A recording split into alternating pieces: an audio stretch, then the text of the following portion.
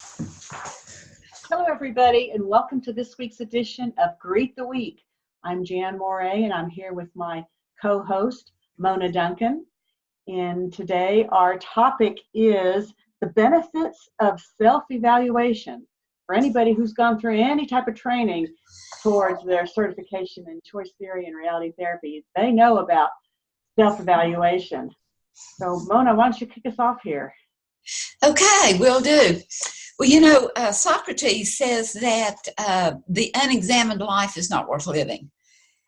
And so it really behooves us to examine, think about. And, what does that mean to examine something? Well, that's exactly, it means just to think about, to really consider all points of view so that you can see as to whether or not. So I have written a book entitled Creating Value, and all the way through there's 10 topics, and on each topic I have a little poem that I've written. So the one for this one is starting its own looking at the benefits of evaluation is, in grasping for our human needs, let us humbly examine our deeds, helping, hurting, blaming, complaining, guilting, stressing, releasing, restraining. Personal accountability truly frees. And the fact of the matter is that we, one of our basic needs is for freedom. And the more we can examine our own life and honestly listen to our wisdom heart talk to us, we are all self-determining, and we've been given this wonderful gift called a free will. So we have the free will to make choices. The thing of it is that what do those choices, well, every choice we make results in a consequence. So is it one that we can live happily with, or is it one that we are, oh no, with? And as we honestly begin to evaluate, we can begin to determine more and more that whether we're happy with the outcome or not.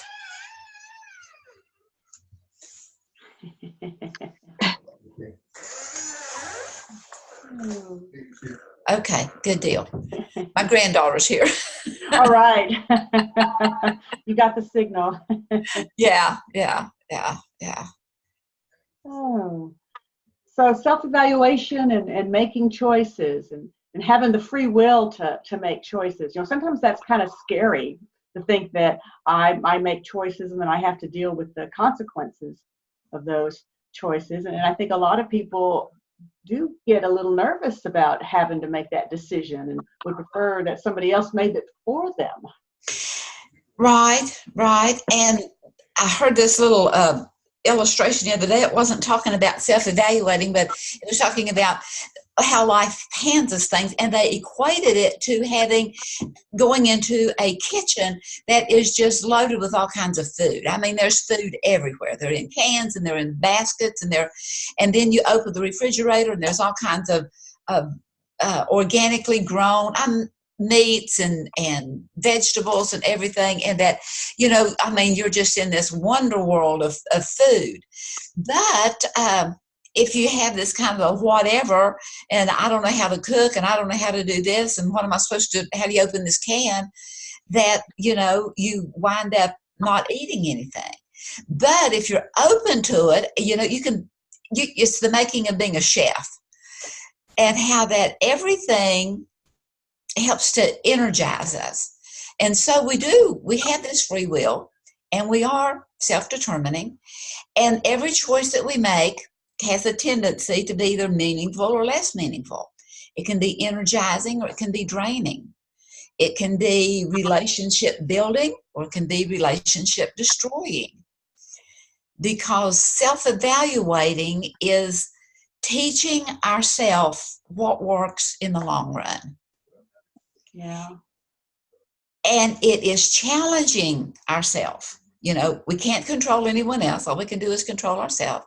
And it's challenging ourselves to deeper depths, that we have a little more patience than maybe we've been exerting, that we have a little more kindness than maybe we've been showing forth, As we go to those deeper depths as to who we are, it can take us to higher heights with who we are and with our relationships in all areas of life. That's an interesting way to put it, because you're going into deeper depths by going deep into who you are, trying to dig down to see what, who we are. But then we grow, and so we go to higher heights, and so we're growing there. Right. And it gives us a validity of what we really believe, because the way we see things, to us, good, bad, or indifferent, it becomes the way we believe. And so we really begin to look deep down inside, and we look at something, and maybe it wasn't, oh no, but we can see a jewel in it regardless. Yeah. As we begin to see who we really are. So as we begin to self-evaluate what I did, what I did not do, the way I did it, the manner in which, the results, and so forth, we become less dependent on the approval of others. Now, that's not to say that others don't matter, because they do. Yeah. It's just that what others think is not paramount. So we have to know ourselves and be, not going with whatever because you want to be a part of the crowd. Yeah. I mean, it goes to, you're not trying to do things to please everybody. You have to please yourself first, because if you're not happy with what you're doing and who you are, you're going to have this dissonance within yourself, because it's not. And who you are and how you handle the situation. Yeah. How you handle it. And so if we go in with the complaining and the criticizing, we're not moving forward. But if we go with this idea of whatever it takes, I'm going to overcome, I'm going to do better, I'm going to learn more, then that gives us an empowerment. Yes. Because, we're all seeking this quality world filled with success, where it has no failures, no pain, no discouragements, what we really want. But the thing of it is we need to learn from each. So I have a little graphic here. Can you see this at all? I'm going to explain. Raise it up just a little. Okay. Yeah. Okay. Okay. Can you see that? Okay. Yeah. So what it's from Spencer Johnson's, it's from one of his books on, how you do things. But he's looking up here. I put the idea or the goal or whatever it is. So whatever it is that you're looking for, maybe you have some dreams or some ideas and how you're going to improve yourself, and you don't follow through. So if you don't follow through, then what do? Well, you learn from the fact that you haven't followed through.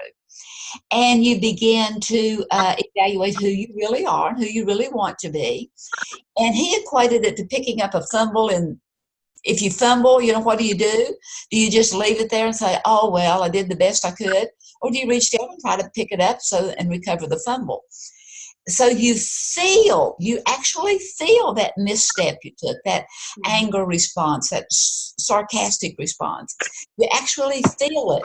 But you begin to look at it and you say, this is not who I am. So you go back up here to the idea and you start again. And life goes along and you do follow through on your dreams and your goals, and you are being who you want to be.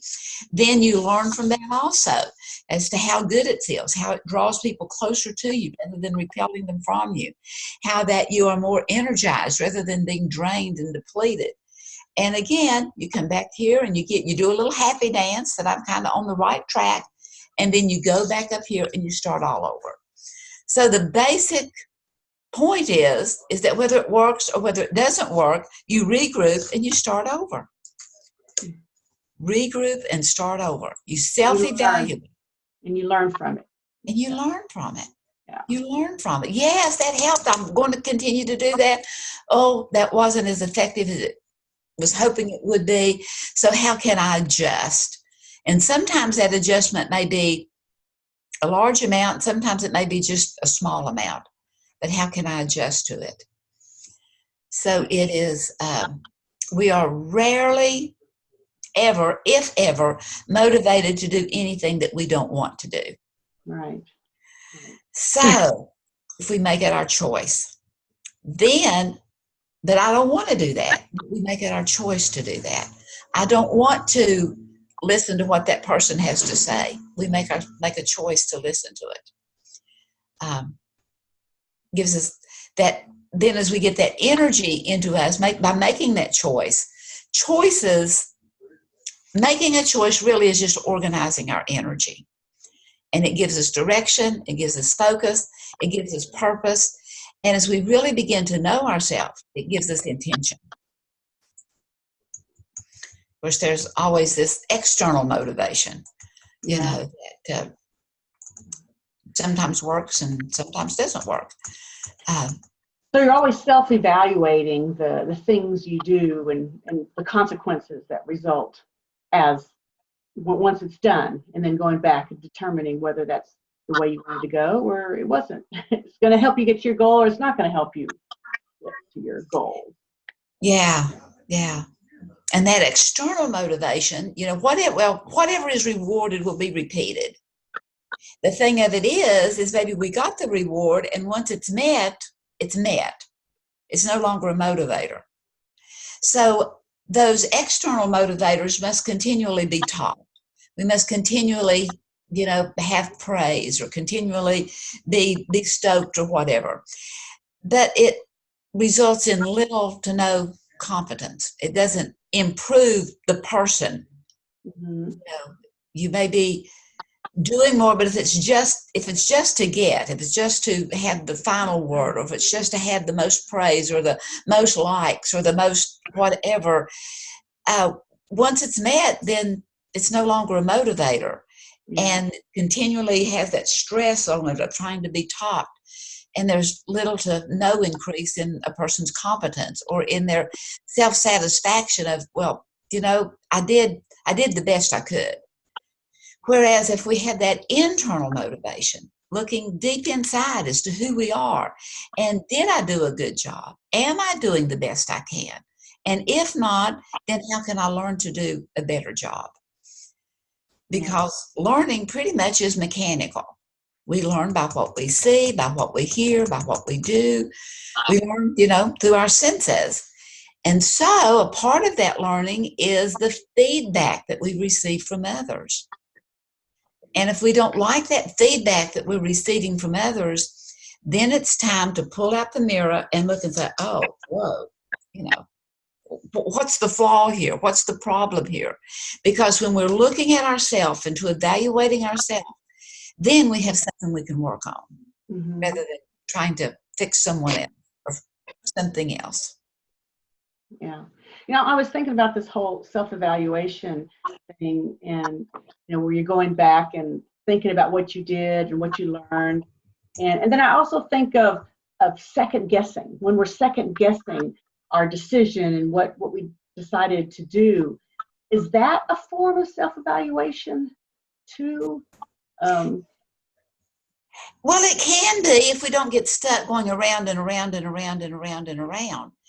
Because that going around and around that's driving you crazy. Yeah. So how do you get out of that? Means you haven't come to a conclusion. Okay. So pick a conclusion. So pick something.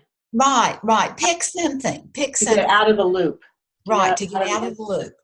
So that you can become aware. So if you're driving yourself crazy, that's part of that feedback. Welcome it, even if it stings. I mean, if someone tells you that, you're acting mighty childish or whatever, ouch, that stings. Me acting childish? Well, even if it stings, is there any truth to it? Now, there may be a little bit. They may have exaggerated in saying something ugly to you, They may have exaggerated trying to get you to wake up. So what we need to do is become aware, become self-aware. So if I am offended by that, is it because I resemble that remark? Yeah. Is it because there's truth, but I want to deny that truth? That is one really key indicator when you have an intense emotional reaction to something that somebody said.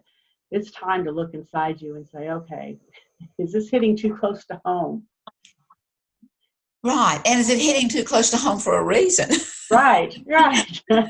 Because something needs to To be done. warn me of something. Right. And so also one of the benefits is that, or one of the skills in developing self-evaluation is to take personal responsibility for yourself. Take personal responsibility to how do you respond to that person that's kind of snarky, to Yeah. that person that is overbearing. How do you respond to them rather than, just reacting to them? And then in self-evaluating, you do it for you so that you can know who you are and so that you can know, again, how deep you can go and conversely, how high you can go. And then in self-evaluating, the skills of it is to ask and answer those tough questions. What challenges you? Are you stubborn? Yeah. Because Are you somebody's a been telling know-it-all? you that.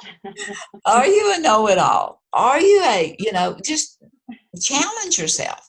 You have to do it for you. What challenges you? So I guess what you're saying is you go back and think about what people have been telling you that you've been choosing to ignore or choosing to blow off. Well, That's you can do origin. that, or you can just get, if we listen to our wisdom heart, it'll tell us some things that we may not want to say. Oh yeah, yeah, okay, you may be right there. And then how do you rise to the occasion if you are challenged? If it's a difficult task, ask yourself, do I have the ability to do that difficult task? Is it within me? If there is an outbreak of anger, can you ask yourself and honestly evaluate, where is that in me? I didn't know I had, Right. are you ever surprised? I didn't know, well, where'd that come from? I Where'd didn't know I that had come that in from? me. But Yeah. then are you willing to look inside? Well, it must be in there or it wouldn't have come out. Right. So no matter what the response is, I mean, no matter what it is, it's just beginning to look inside and to see, and what challenges do you shy away from? And if you shy away from it, what is it about you that it's getting to know yourself? What is your motive? What are your attitudes? What are your facial expressions that may be off-putting to someone, or that may be not off-putting to them, but may be bringing them in so much that there are some people that can be off-putting by being so loving and kind and generous. And if you don't know how to set any Yeah. boundaries, that can Yeah. still Yeah. be. I know that seems contradictory, but it's true. No, I've experienced that, where some people are just so nice and always willing to offer things and do things for you, and you're just like, just that's enough. That's enough. Leave me alone. Right, right. And how do you set that boundary so that it sticks? Right. So that it or it doesn't have to be thought of. It can just be, spoken of. And then, how do you exert too much? These are some self-evaluating questions to ask yourself. How do you exert too much control? How are you wishy-washy? So I guess it kind of sounds like life is just one big case of trial and error. Let's try this and see what happens and see if that helps us to feel better. What does that do for us?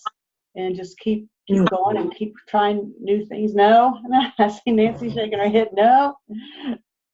But if I'm constantly reevaluating and see where it's going, it kind of sounds like it to me. Well, it may be that because, life is cyclical. We have 24 hours in a day and we have 3 meals a day. I mean, it's just cyclical. It just keeps going over and over and over. And if we can handle something at one time, how many people have often said that you won't have more things happen to you than you can handle. But once we learn to handle those, then there'll be some bigger things that come that it's giving us an opportunity to develop the muscle for so that we can handle it. And so, yes, it does come again and again and again because it's cyclical. And begin to but continually evaluate yourself so that as I'm making these gains is it because I am improving, or is it because I am putting more stress with it? And, a stress that's not, there's different kinds of stress. There's that stress that wears you out, and there's that stress that energizes you. Right. So are you putting the stress in it that does energize you and moves you forward, or are you putting the stress in it that brings you down? And we know that when we get honest with ourselves, which it's beginning to make a plan in self-evaluating. It's beginning to make a plan because, what am I supposed to do? I'm going crazy. I'm thinking about it again and again. And I'll pick something and I'll go with it. And if it doesn't work, then I'll make another plan. It's not ever giving up. And it's getting to the point of being, I call it bottom line honest, that you can add up all of these things, that so-and-so really is a jerk. But when I get bottom line honest, am I being a jerk right back? Yeah. That may be even fueling that person's attitude toward me. I do a seminar that I teach, and I've given it the name, Dealing with Difficult People. And I put, that is the title of it, Dealing with Difficult People, whether you know one or are one. And then we talk about, in a part of that, looking at personalities and having you pick out what your personality is. And then look at the fact of, someone that's different from that, how do you like them? Right. And all too often, someone, if they're too much like us, we don't like someone else. I know. That's a hard one to come up to realize. It's like, I really don't like that person, and somebody else will say, well, that person is just like you. I know. So those blocks to self-evaluation, what's going to keep us from doing it is whenever we're in denial. Right. Yeah. No, it's not me. Or we rationalize. We try to give ourselves an easy out. And then that justification, which I like to say, I can't help it. That's just the way I am, bless God. Except not only does it not bless divinity, it doesn't even bless you, let alone bless others. And then we will not self-evaluate if it's kind of like denial, but it's being dishonest. Because we're looking at, yes, we're just being dishonest. And then sometimes we're just afraid. We're afraid to look at ourselves. We're afraid to see what we're really like, because then we'd have to go back up to what responsibility benefit is taking personal responsibility for who you are and what the outcomes are and how I contributed to that grand event, or how I contributed to that big mess. Yeah. So it's that continually self-evaluation, and it's called self because regardless of what others tell us or what we hear them say, it may be accurate or it may not. Right. So you have to be able to discern the difference and be confident enough in yourself to know whether to accept what somebody else tells you. Exactly. Because it's only their opinion and what they perceive of you, but that might not be your intent, or you just disagree with what they have to say. So you need to be able to tell the difference. Right. I want to say it's not, self-evaluation is not a closed circle only about you. It's mainly about you, but it's about you in comparison to the world you're living in. You have to take some consideration and be aware of those around you, of the environment, of the impact that you're having, of the influence that you're having, of or not having. So it's an interpersonal skill, but it's not only about you. It's about how you're being in the world. So you have to take in information in order to be able to evaluate your behavior. Exactly. So yes, it is a thinking process. I like that piece of it. but you're always evaluating against something. You're against either your own value judgments, against your own beliefs, against what you've heard from the outside world. Is that true about me or not, like you're talking about here? But I don't want people to think that it's just about me. It's about me in the world. It's about me as I'm living my life. And I live my life in the world, in the outside world. Yeah, excellent point. And I failed to bring that out. So thanks, Nancy, for indicating that. It definitely is. It's not just me and me. It's me and the whole world. It's me and everywhere I go. Because things follow us. You know, we are who we are, and everything we do affects everything we do, and everywhere we go, there we are. So we're always evaluating whether it is improving, and if things are improving, then maybe it's because I'm making better choices. And maybe it's because it's amazing how sometimes other people will begin to change, and we think it's maybe something we did, and it's really something they did. Right.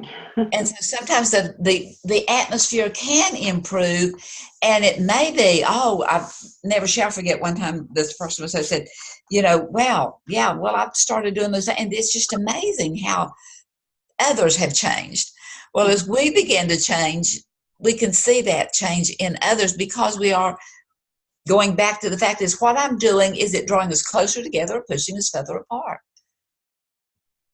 So if things are beginning to change, it's because we are thinking through and making different changes that is more effective.